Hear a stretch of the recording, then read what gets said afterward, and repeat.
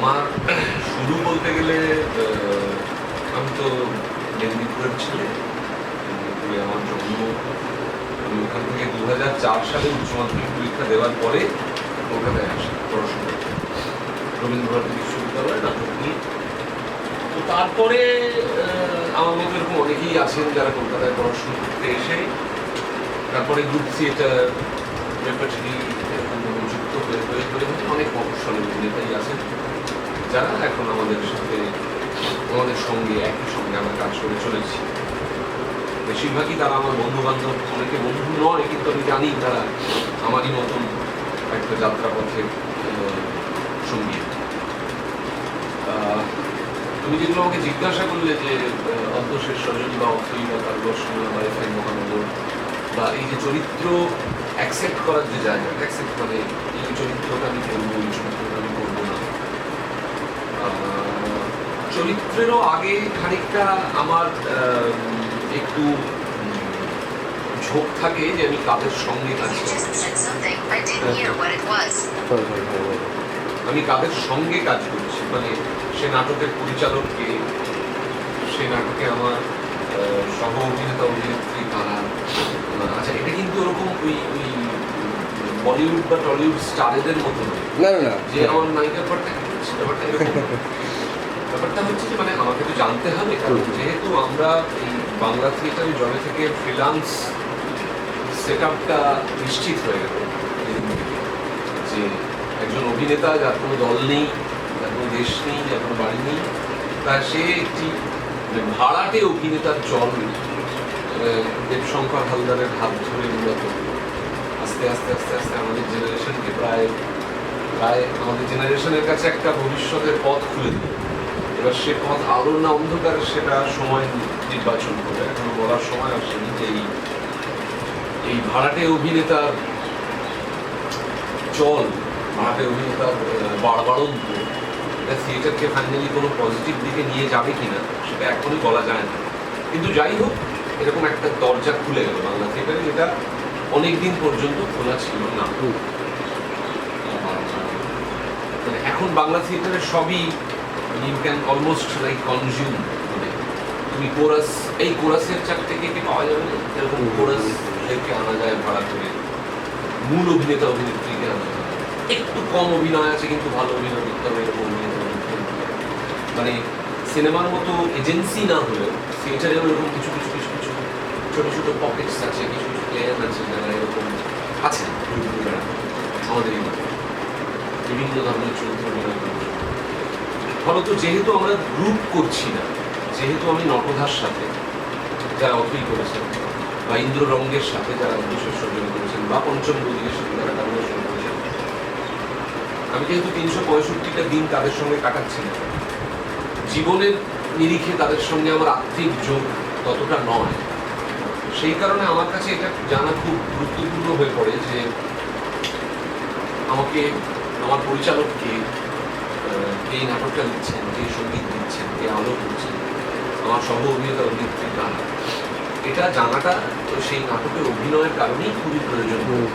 তো এটা টেক্সটেরও আগে আসে, মানে কি টেক্সটে আমি অভিনয় করবো থেকেও আগে এটা আসে যে আমি কাদের সাথে, কাদের পরিচালনায়, কাদের অভিভাবকত্বে। আর তুমি যদি চরিত্রের কথা বলো, চরিত্র নির্বাচনের কথা বলো, দেখো অভিনেতা যখন একটা টেক্সট পেয়ে সেই চরিত্রটা পড়েন যে আমাকে এই করতে হবে, এই সংলাপ বলতে হবে, সমস্ত অভিনেতাই টেক্সট বাড়িতে নিয়ে এসে একটা ভাবেন তাহলে এই সংলাপটা আমি এইভাবে বলবো, এইখানে একটা সামার সল্ট দেবো, এইখানটায় হাতটা এরকম করবো। আর থিয়েটার ব্যাপারটা এমন এতটাই অর্গানিক এবং এতটাই সারপ্রাইজিং যে মানে তুমি যদি কোথাও তোমার সোলকে খুলে সত্য হয়ে স্টেজের উপর রিহার্সাল করতে যাও তাহলে সেটা পাল্টাতে পারবে। আমি চরিত্রগুলোর মধ্যে খোঁজার এটাই চেষ্টা করি যে এই চরিত্রের মাধ্যমে আমি রিহার্সাল প্রসেসকে বা থিয়েটারকে কতটা সেলিব্রেট করতে পারি। ধরো কিছু কিছু চরিত্র আছে, খাতায় যা লেখা আছে, বইতে যা লেখা আছে, সেটা পড়ে বোঝা যায় বা এক ধরনের অনুধাবন করা যায় যে এটা স্টেজে গিয়েও এরকমই, আরে তুমি বসো, এটা স্টেজে গিয়েও মানে এই ধরনের অনেক নাটক থাকে যেখানে ওই যে এইটা আমি যখন মুখে কথাটা বলবো বা স্টেজে যখন এর শরীরে বিভঙ্গ দিয়ে একে ফুটিয়ে তোলার চেষ্টা করবো তখন সেটা খুব একটা পাল্টে যেতে নাও পারে। সেই চরিত্রগুলোই আমি করার চেষ্টা করি যেগুলো আমাকে ওই এটা পাল্টে পাল্টে যাবে প্রতিটা রিহার্সালে এবং প্রতিটা শুরুতে, সেটা আমাকে বেশি তার সেগুলোর প্রতি আমার লোলুপ দৃষ্টি তুলনায় খানিক বেশি। সেই জায়গা থেকেই অমিয় চক্রবর্তী বা অনুগ্র চ্যাটার্জি মানে অ্যাডাপ্টেড ইয়ালো FM মহানগরের অভ্র বা কারুবাসনার হেম, এই চরিত্রগুলো প্রথম কথা প্রত্যেকটি চরিত্র কোটান কোট বলতে গেলে অথার ব্যাক, খুবই ফুটেজ ক্যারিশমা নানান রকম কিছু সেই চরিত্রদের দেওয়া আছে। সেই কথায় বলতে গেলে মানে এই চরিত্রগুলো করার জন্য আছে এত কিছু ভাবনা টাবনা তো নয়। বড় চরিত্র বড় পাঠ অনেকক্ষণ স্টেজে থাকবো কোনো এই যুক্তিতেও করা যায়, কিন্তু ওই আর কি মানে বড় চরিত্র আমি অনেকই পেয়েছি ছোটবেলা থেকে পাইও, কিন্তু ওই যে চরিত্রগুলো আমাকে একটু মানে আমি যেগুলো ইন্ধন পাই যে এগুলোকে আমূল বদলে দেওয়া যেতে পারে কিংবা প্রতিদিন বদলে যেতে পারে সেগুলোই আমাকে লোভাতুর করে বেশি। আচ্ছা, সেখান থেকে যদি আমরা অনগ্র চ্যাটার্জিতে একটুখানি আসি, অনগ্র চ্যাটার্জি তো ইয়াগর থেকে যেমন ইয়াগর থেকে অনেকটাই অ্যাডাপ্টেড, আবার ইয়াগর থেকে তো অনেকটাই আলাদা, মানে ইয়াগর থেকে তো অনেক তফাৎও রয়েছে। এবং যেটা স্টেজের ওপরে বা বাইরে অনগ্র চ্যাটার্জির যে কথোপকথন বা যেরকম হাবভাব, সেই হাবভাব শেক্সপিয়ারিয়ান নয়, বরং অনেকটা মডার্ন এবং অনেকটা বেশি যেটা বলা যায় যে অনেক বেশি অ্যাগ্রেসিভ। সেই চরিত্রটা যখন তোমার প্রথম দেওয়া হলো বা তুমি যখন প্রথমে নাটকটা করলে তখন কি মানে তোমার নিজে মানে ইয়াগো চরিত্রটা বেসিক্যালি মানে অনগ্র চ্যাটার্জির মতো একটা অ্যাগ্রেসিভ চরিত্র করার আগে কি পরে তোমার নিজের চারিত্রিক কোনো বদল হয়? কারণ আমি এটা কেন করছি প্রশ্নটা, যখন অথই শেষ হয় এবং পর্দাটা ওই কার্টেন কলের মতো করে একবার ওঠে তখন তোমাকে দেখা যায় মুখটা নিচু করে মানে অসম্ভব যেন তোমার মধ্যে একটা রিয়াকশন হচ্ছে, সেরকমভাবে তোমাকে দেখা যায়। সেটা কি সত্যিই তোমাকে একটা প্রভাব ফেলে? দেখো ডেফিনেটলি এটা শেক্সপিয়ারের যে টেক্সট সেটা তো নয়, এটা শেক্সপিয়ারের টেক্সট থেকে অ্যাডাপ্ট করা, কিন্তু তুমি যদি একটু খুঁটিয়ে ভাবো তাহলে দেখবে যে ওথেলো আর ইয়াগো এরা ছিলেন যোদ্ধা। ফলে তো ব্লাড অ্যান্ড ফ্লেশের সাথে ওদের একটা সম্পর্ক, ওরা মানুষ মেরেছে, ওরা যুদ্ধ করেছে, এখানে তার নয়। অবশ্যই অনগ্র চ্যাটার্জি বা অক্ষয় কুমার মেধা কেউ যোদ্ধা নয়, তারা ডাক্তার। কিন্তু যদি ভেবে দেখো পুরোটাই উল্টোটাই, তারা হয়তো যুদ্ধ করে না কিন্তু তারা জানে যে রক্ত মৃত্যু কি, শরীর কি, তাদেরকে তো মেডিকেল কলেজে সব কাটা ছাড়া করতে হচ্ছে। ফলত যিনি অ্যাডাপ্ট করেছেন এই নাটক অরণ্য মুখোপাধ্যায়, এতটাই তার গভীর অনুশীলন, এতটাই তার গভীর পাঠ শেক্সপিয়ারকে নিয়ে যে তিনি একটা যোদ্ধাকে একটা বড় শরীরের বড় বড় ক্যানভাসের দুটো চরিত্রকে যখন আমাদের মিডল ক্লাস সোসাইটিতে এনে ফেলছেন তখন তার যোদ্ধা পরিচয় হয়তো মুছে যাচ্ছে, তাকে যোদ্ধার মতো দেখাচ্ছেও না, লাগছেও না, তার জীবনও যোদ্ধার নয়, কিন্তু রক্ত এবং মাংস কিন্তু তার জীবনতে যাচ্ছে। তো এটা কিন্তু ওদেরকে আইটি সেক্টরের দুজন লোক করে দিলে হতো। ফলত এটা অ্যাডাপ্টেশনের বলতে পারো একটা নতুন দিক। আর অনগ্র চ্যাটার্জিতে মানে কার্টুন কলে যেভাবে আমি বসে থাকি,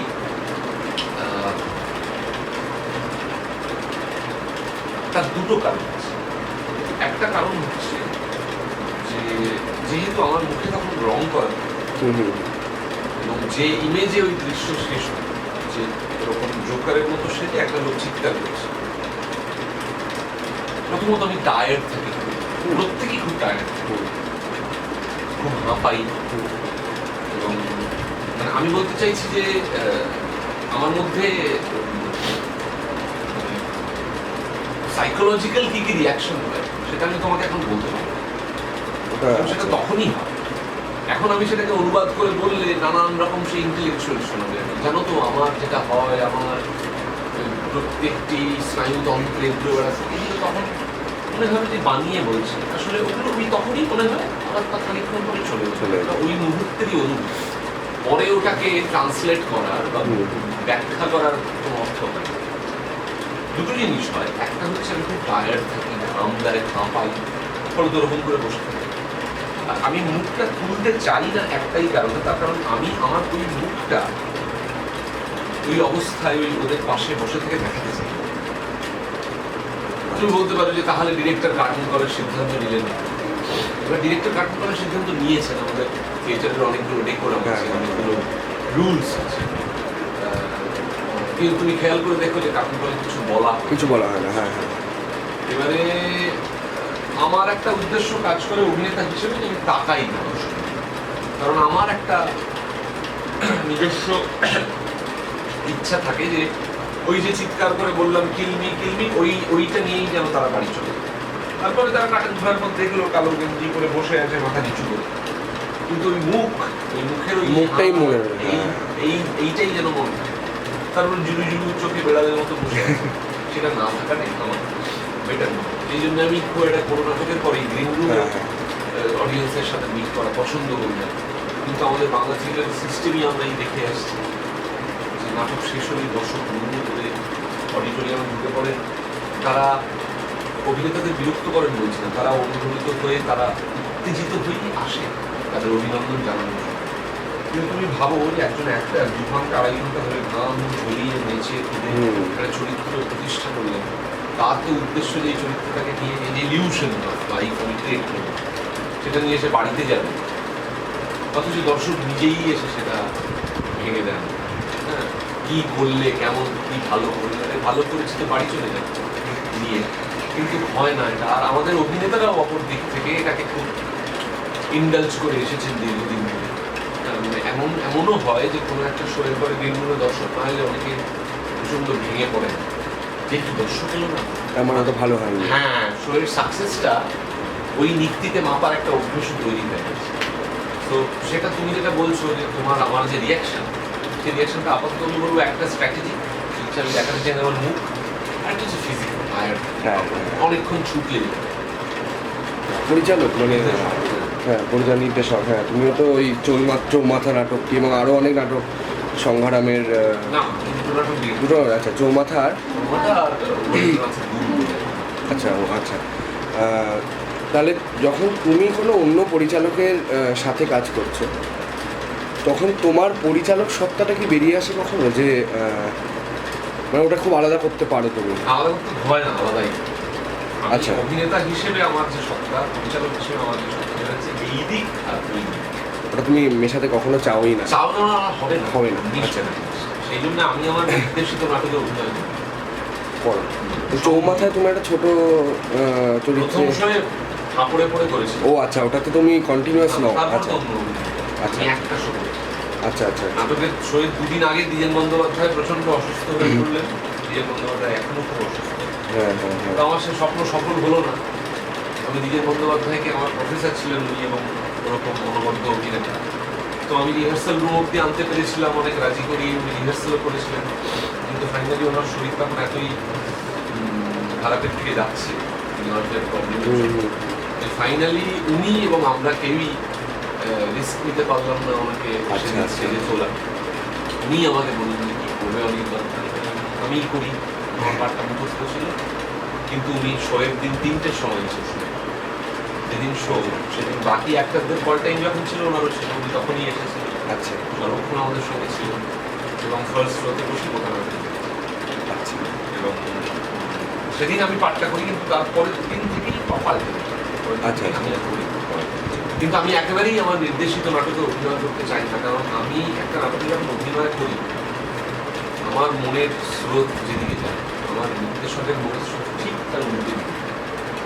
মানে আমি তোমাকে বলতে পারি যে আমি যদি শুনি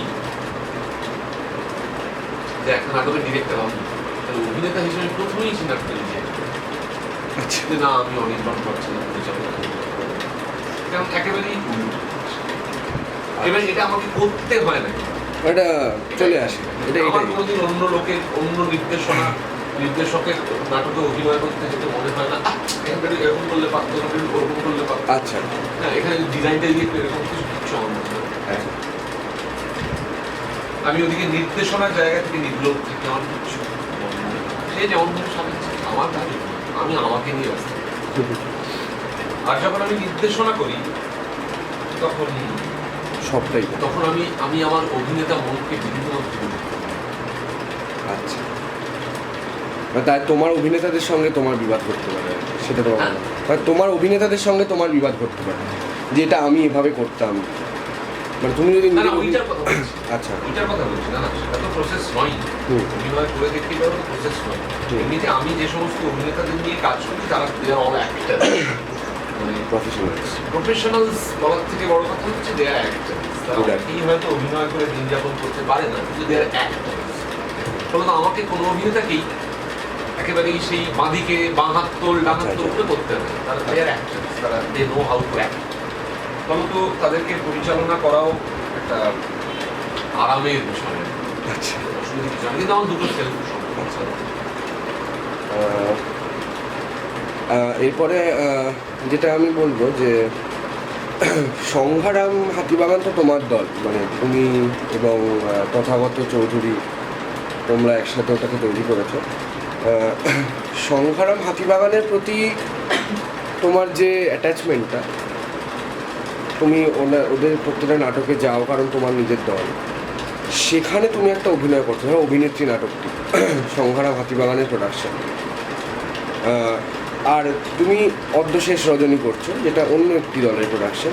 মানে এটা একটা খুব মানে কী বলবো প্রশ্নের মতো প্রশ্ন, মানে এটা ঠিক এরম না যে তোমার ব্যক্তিগত জায়গাটাকে আমি ধাক্কা মারছি, আমি শুধু বলার চেষ্টা করছি যে এই দুটোর মধ্যে সেখানে কি তুমি কোনো করো যে সংঘারাম, ধরো একই দিনে কোনোভাবে সংঘারাম হাতিবাগানের একটা প্রোডাকশনে তোমার অভিনয় পড়লো এবং অন্য একটি প্রোডাকশনে তোমার অভিনয় পড়লো, সেখানে কি তুমি কোনো প্রেফারেন্সের দিকে যাবে, নাকি তোমার মনে হবে না আমার দুটোকেই করা ইকুয়াল ইম্পর্টেন্ট?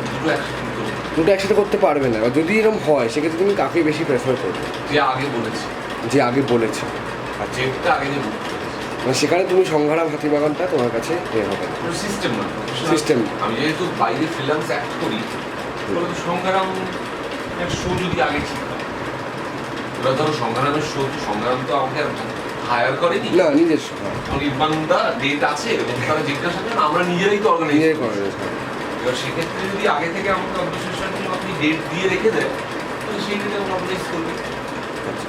আর পরে ডেট দিলে তোমার আগে তো করাই থাকে।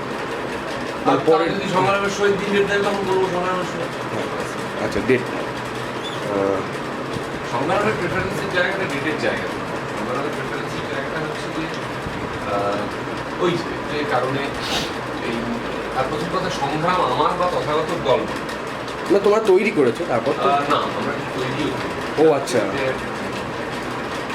অবশ্যই সংগ্রামের শুরু থেকেই আমি আর তথাগত আছি, কিন্তু আরো অনেকে আছে। আচ্ছা এবং সংগ্রামের সব থেকে ফাঁকিবাদ সদস্য হচ্ছে আমি সংগ্রামের সম্পাদক। এই কয়েকদিন আগেই সংগ্রাম থেকে আমাকে একটা আমি নিজেকেই নিজে তাড়িয়ে দেবো এছাড়া একটা প্রস্তাব করেছিল। তখন তারা আমাকে একটা নিরস্ত করে যে না এরকম বললে হবে না, বলে হবে। দেখো সংগ্রাম একটা খুব খুব অদ্ভুত অসম্ভব একটা ভালোবাসার কমিউনিটি। সংগ্রামের প্রচন্ড আড্ডা, আমরা এই তাদের আড্ডা আচ্ছা আচ্ছা আচ্ছা আমরা নাম দিই সেটার মিটিং, কিন্তু সেখানে আমরা চায়ের ভাঁড়ের পর চা খাই আর আড্ডা দিই। এবং সংগ্রামের সব থেকে বড় কথা সংগ্রামের প্রত্যেকে বন্ধু। এবং আমি আর তথাগত কোনোদিনই ওই বেশিরভাগ দলই এখানে আছে ধরো গুরু শিষ্য। ইনি হচ্ছেন দাদা আর উনি হচ্ছেন ভাই। দাদা ভাইকে অভিনয় শেখা, সংগ্রামের ব্যাপারটা কিন্তু একেবারেই না। আমাদের থেকে বয়সে অল্প হয়তো কেউ আছে, আমাদের থেকে ইউনিভার্সিটি জুনিয়র হয়তো কেউ আছে, আমরা কোনোদিনই একটা স্কুল খুলে বসি না। Sangram is all about celebrate our friendship through theatre. আমাদের বন্ধুত্বের উদযাপন থিয়েটার দিয়ে। এবারে সেখান থেকে হ্যাঁ আমরা যতক্ষণ থিয়েটার করি ততক্ষণ খুব সিরিয়াসলি করার চেষ্টা করি, কিন্তু বাকি সময়টা আমাদের মূলত আড্ডা, হাসি, খেলা, উত্তেজনা। মানে মানে আমি নাটক নিয়ে মূলত প্রশ্নগুলো করলাম, তবে তুমি তো এখন সিনেমাতেও কাজ করছো, এবং সেখানে সিনেমাতে কাজ করাতে মানে আমরা নিজেরা তোমার যে কটা সিনেমা দেখেছি, আমরা দেখেছি যে তোমার সিনেমার অভিনয়ও একই রকম অনবদ্য, মানে কিছু বলার নেই সেগুলো, চোখ যায় যেটাকে বলে। এবার ব্যাপারটা হচ্ছে যে সিনেমা করার মানে সিনেমা তো তুমি পরে এসছো, নাটক আগে থেকে। সিনেমায় করার সময় সেটা কি কোনোভাবে নাটকের অভিনয়কে প্রভাব ফেলেছে? মানে সিনেমার ডেটসগুলোকে মাথায় রাখা, সেখানে অনেক বেশি টাইট শিডিউলসে থাকা, যখন ডেট দিচ্ছে যাওয়া। না মানে আমি ধরো কত সিনেমা তো করিনি, আমি সব টেলিভিশন টেলিফিল্ম সিনেমা মিলিয়ে 3-4টে কাজ করেছি, সেখানে আমি 10 বছর ধরে সেটে করছি।